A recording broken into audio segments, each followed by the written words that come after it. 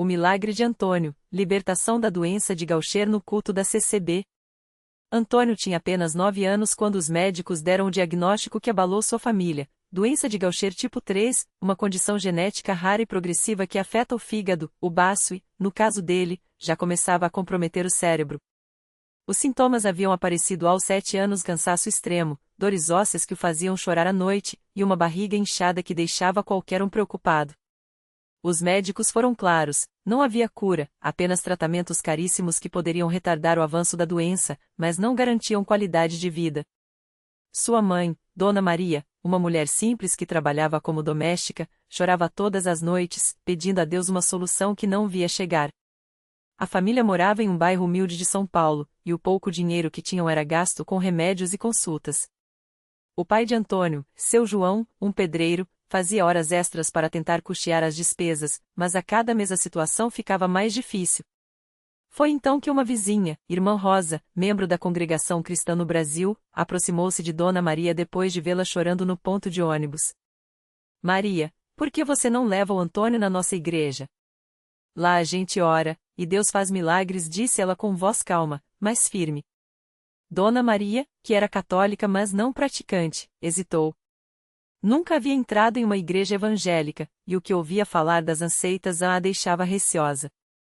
Mas a dor de ver o filho definhar era maior que qualquer preconceito. E como é lá? Perguntou, enxugando as lágrimas. É simples, irmã. A gente canta hino sem instrumento, só com as vozes, ora muito, e o mais importante, a palavra de Deus é pregada com verdade. Não tem show, não tem dinheiro, não tem fama. Só Jesus, respondeu Irmã Rosa. No domingo seguinte, Dona Maria, seu João e Antônio entraram pela primeira vez na congregação cristã no Brasil. O prédio era modestíssimo, sem luxo, com bancos de madeira envernizada e um pequeno púlpito. Os irmãos e irmãs estavam vestidos com simplicidade, as mulheres com saias longas e blusas discretas, os homens de camisa social. Não havia banda, nem telão, nem palmas.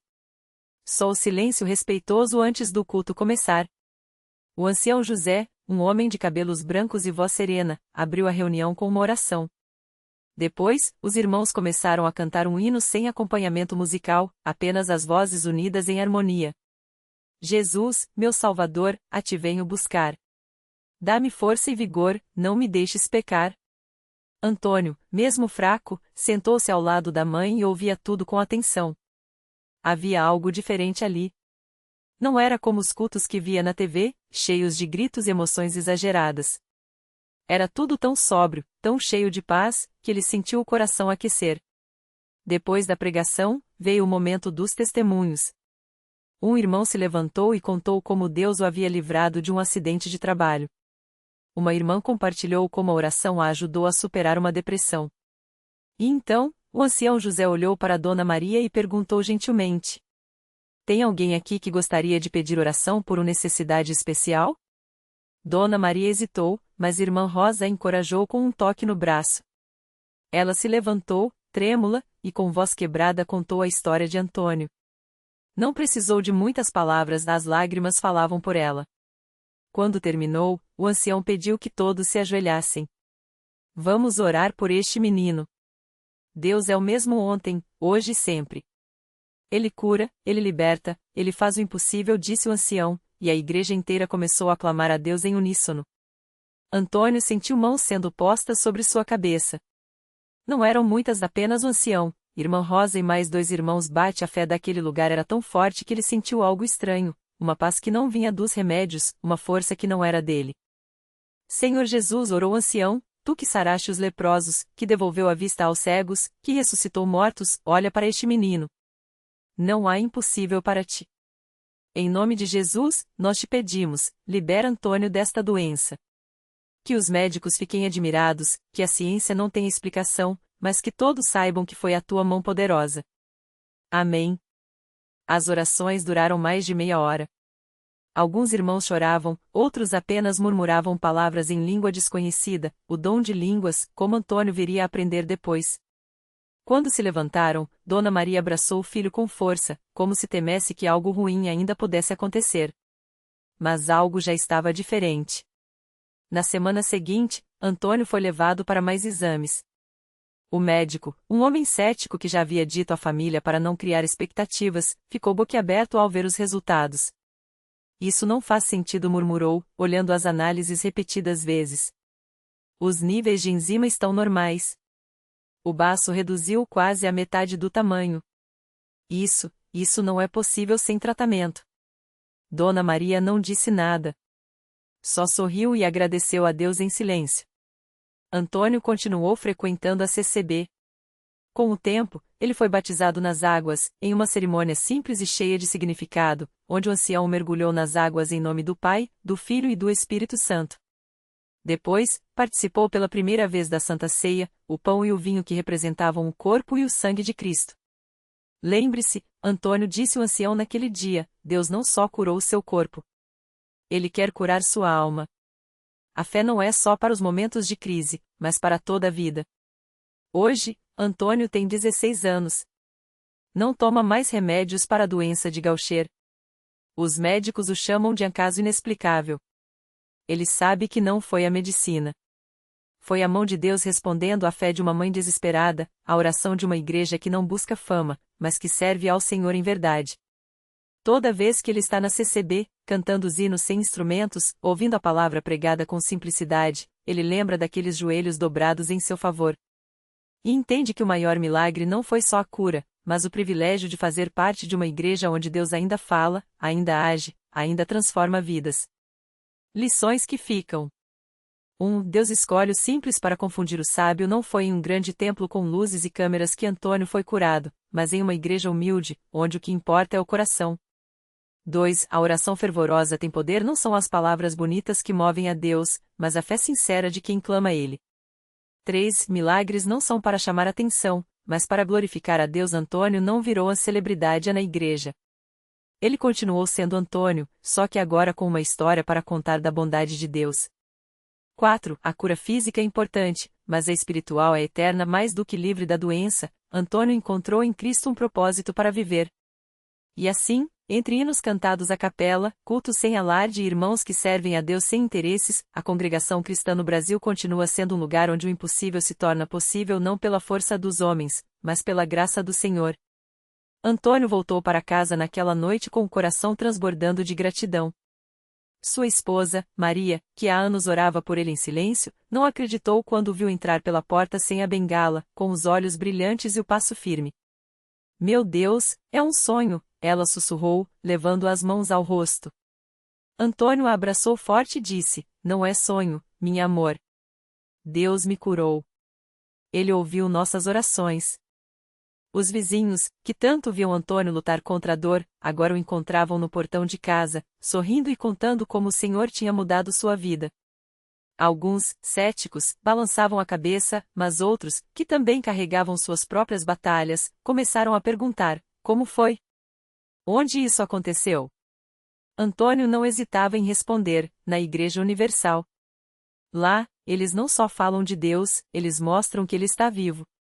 Dias depois, Antônio voltou ao templo, dessa vez não mais como um homem quebrado, mas como um testemunho vivo do poder de Deus.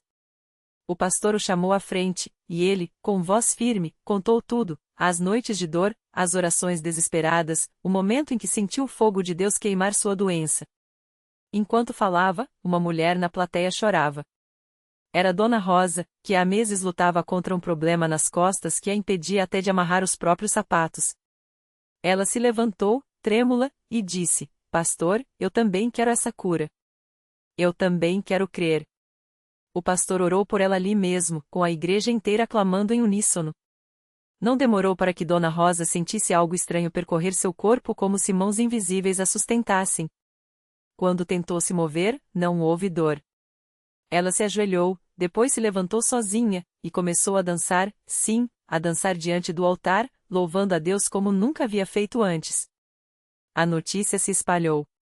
Pessoas que antes passavam pela igreja sem nem olhar agora paravam, entravam, queriam saber mais. Não era propaganda, não era show, era o poder simples e verdadeiro de um Deus que ainda opera milagres nos dias de hoje. Antônio, que antes mal conseguia sair de casa, agora ia toda semana ao templo, não só para agradecer, mas para servir. Ele ajudava a arrumar as cadeiras, recebia os visitantes com um sorriso, contava sua história para quem precisava de esperança. Sua vida não era mais sobre a doença que o limitava, mas sobre a graça que o libertou. Um dia, um jovem chamado Lucas chegou à igreja arrastando os pés, o rosto marcado pela depressão. Ele tinha perdido o emprego, a família o havia abandonado, e não via mais sentido em viver. Antônio o viu sentado sozinho nos fundos e se aproximou. Filho, eu já estive onde você está, disse, colocando a mão no ombro do rapaz. Mas Deus não desistiu de mim. E não vai desistir de você. Lucas ouviu, entre lágrimas, o testemunho de Antônio. Naquele dia, ele não saiu curado de uma doença física, mas algo dentro dele começou a mudar. Pela primeira vez em meses, sentiu uma pequena chama de esperança acender. E assim, como Antônio, como Dona Rosa, ele também encontrou naqueles bancos simples não apenas uma religião, mas um encontro real com aquele que transforma vidas. Porque na Universal, os milagres não são apenas histórias do passado. Eles acontecem aqui, agora, na vida de pessoas comuns que ousam crer. E cada cura, cada libertação, cada coração restaurado é mais uma prova de que, quando o homem diz é impossível, Deus responde: para mim, tudo é possível. Lucas voltou para casa naquela noite com o coração mais leve, mas ainda carregando o peso das dúvidas. As palavras de Antônio ecoavam em sua mente: Deus não desistiu de mim. Será que era verdade mesmo? Será que, depois de tantos erros, de tanta rebeldia, ainda havia espaço para ele? Naquela mesma semana, enquanto assistia a um culto pela internet, o pastor falou sobre a história de um homem que, mesmo depois de trair e negar Jesus, foi perdoado e usado poderosamente. Era como se Deus estivesse falando diretamente com ele. Lucas sentiu um nó na garganta. Se Pedro teve uma segunda chance, por que eu não? Pensou. No domingo seguinte, ele voltou à Universal. Dessa vez, não foi só para ouvir. Foi para entregar. Durante a oração, quando o pastor pediu para que todos que queriam uma mudança de vida se levantassem, Lucas hesitou por um segundo. Mas então, como se uma força maior o impulsionasse, ele se pôs de pé. Com lágrimas nos olhos, confessou seus erros, suas fraquezas, seu desespero. E ali, entre pessoas que nem conhecia direito, sentiu algo que nunca havia experimentado antes: paz. Os dias seguintes não foram fáceis. As tentações ainda vinham, as memórias do passado ainda doíam, mas agora Lucas tinha algo novo, uma direção. Começou a frequentar as reuniões de jovens, a participar dos grupos de oração.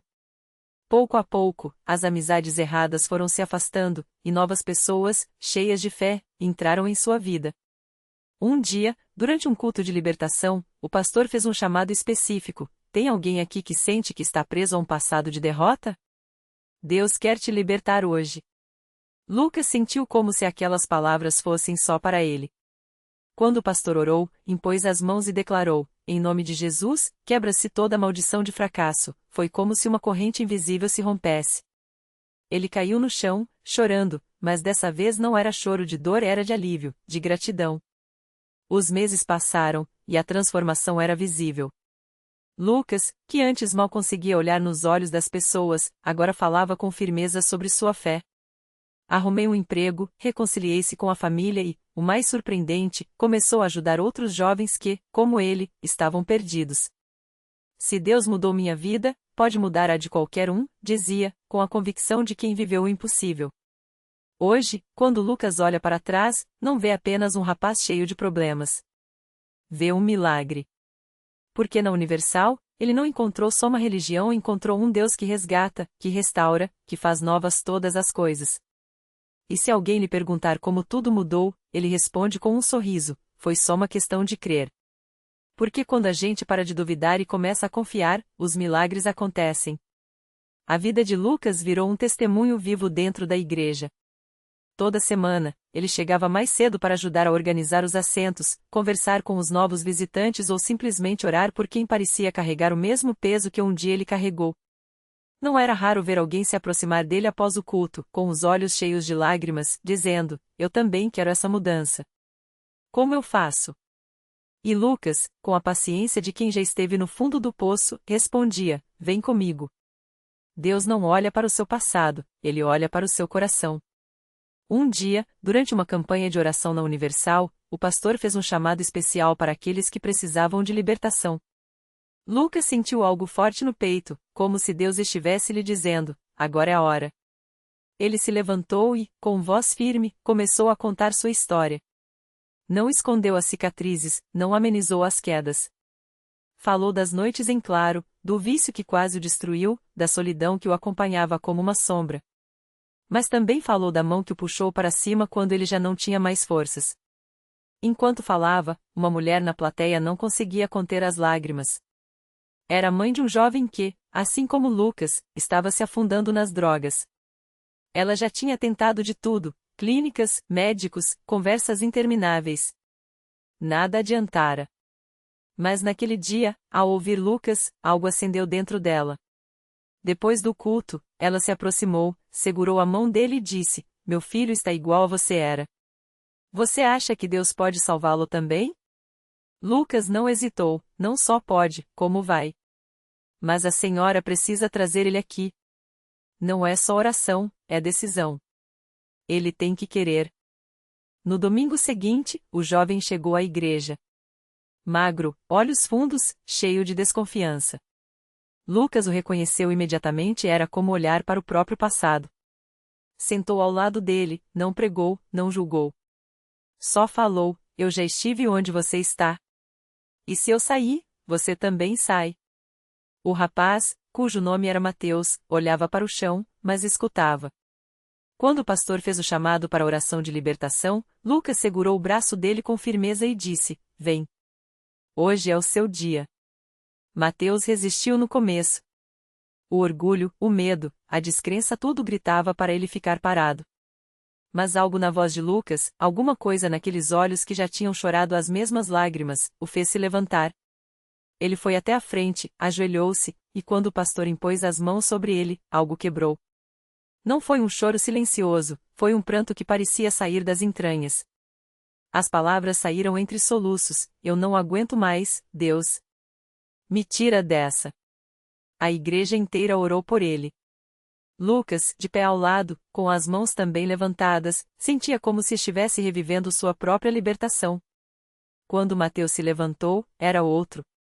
Não que tudo tivesse sumido mágica, as marcas ainda estavam lá, a luta ainda existia. Mas agora havia uma luz nos olhos dele que não estava ali antes. Uma esperança. Nos dias que seguiram, Lucas não o deixou sozinho. Levava-o aos cultos, apresentava-o aos obreiros, ensinou a orar. Mateus recaía às vezes, mas Lucas estava sempre lá para lembrá-lo: isso não é fracasso, é processo. Deus não desiste de você. Pouco a pouco, as recaídas ficaram mais raras. Mateus começou a sorrir mais, a comer melhor, a olhar as pessoas nos olhos. Sua mãe, que antes chorava todas as noites, agora ligava para Lucas só para agradecer: obrigada por não desistir do meu filho. Obrigada por mostrar que Deus é real. Hoje, Mateus está limpo há mais de um ano. Trabalha como auxiliar em uma oficina mecânica, economiza dinheiro e sonha em abrir seu próprio negócio. Toda semana, ele e Lucas sentam nos mesmos bancos da Universal, lado a lado, como irmãos que a vida e a fé uniram. Quando alguém pergunta como eles conseguiram, Mateus repete as mesmas palavras que ouviu de Lucas: foi só uma questão de crer. Porque quando a gente para de duvidar e começa a confiar, os milagres acontecem. E assim, o ciclo continua. Uma vida transforma outra, que transforma mais outra. Na Universal, não é só uma história de milagre, é uma corrente de milagres. Porque Deus não muda só um, Ele muda muitos. E tudo começa quando alguém, como Lucas, decide dizer: eu vou confiar. No mesmo domingo em que Mateus deu seu testemunho, uma mulher chamada Ana sentada nos fundos da igreja não conseguia segurar as lágrimas. Ela apertava contra o peito uma foto amarelada do filho, Pedro, que há 3 anos tinha se envolvido com o tráfico e desaparecido. A polícia nunca encontrou o corpo, mas todos no bairro já davam como certo: foi mais um que a rua levou. Ana, porém, não conseguia aceitar. Todas as noites, ela acendia uma vela e pedia a Deus um sinal, qualquer sinal de que Pedro ainda estava vivo. Quando Mateus terminou de falar, Ana sentiu algo estremecer dentro dela. Não era coincidência estar ali naquele dia, ouvindo aquele testemunho. Depois do culto, ela se aproximou dos dois jovens com as mãos trêmulas. Moços, eu preciso de ajuda. Meu filho sumiu faz 3 anos. Dizem que ele morreu, mas eu sinto que não. Vocês acreditam que Deus pode me mostrar onde ele está? Lucas olhou para Mateus, que assentiu sem hesitar. Claro que acreditamos, Dona Ana. Se Deus trouxe o Mateus de volta, ele pode trazer o Pedro também. Vamos orar agora mesmo. Eles se ajoelharam ali mesmo, no corredor da igreja, com as mãos unidas. Ana chorava enquanto Lucas orava com uma fé que contagiava. Senhor, o Senhor que vê o que o homem não vê, que sabe onde Pedro está, revela para esta mãe. Dá um sinal, Pai. Mostra que o Senhor é Deus de impossíveis. Mateus completava com voz firme, em nome de Jesus, quebra qualquer cadeia que prende Pedro. Traga ele de volta para os braços da sua mãe. Naquela noite, Ana sonhou com o filho. Não era um sonho comum, ela sentia o cheiro do sabonete que ele usava, ouvia a risada rouca que tinha desde criança.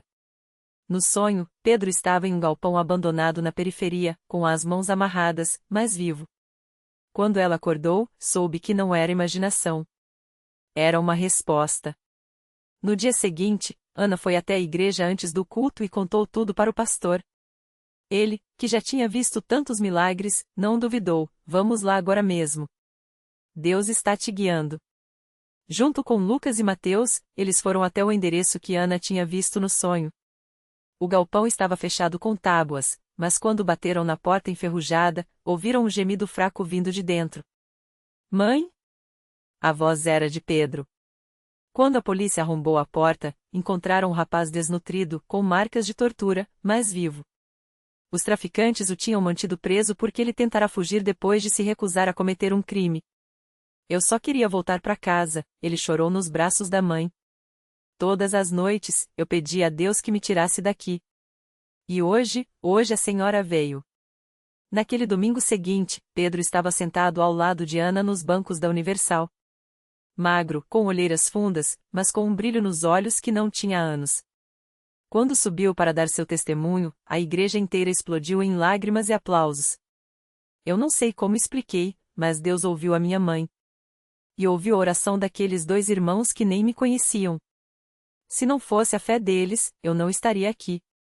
Hoje, Pedro trabalha como servente de pedreiro, reconstruindo não só casas, mas a própria vida.